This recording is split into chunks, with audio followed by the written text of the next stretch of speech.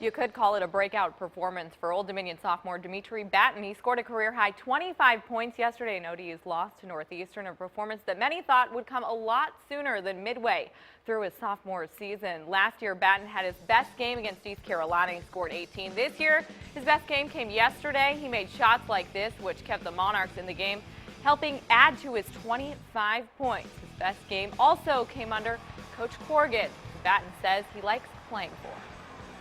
I mean, he's a great guy. I mean, he's a coach that's willing to listen to you, take your advice, and we take his advice, he take our advice, we just go with it.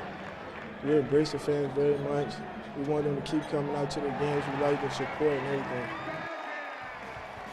Batten is averaging 9 points a game, but it'll be interesting to see how much that number increases with the coaching change. He's been a part of the Old Dominion basketball program for the last 18 years. After Blaine Taylor was fired earlier this week, longtime assistant Jim Corrigan finally gets to lead the team he loves. And so far, the Monarchs have been playing their best basketball for the interim head coach.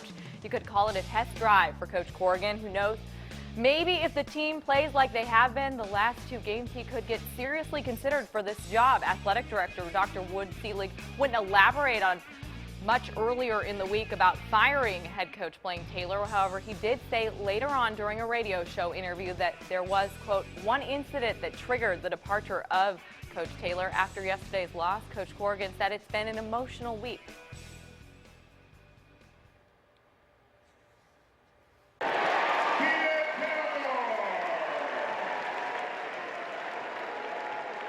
It's been a tough year, but I think the win on Thursday generated some interest, and people wanted to come and see, and we're just very happy. And the players, I think it meant a lot to the players to have a crowd that size and that energetic and enthusiastic show up.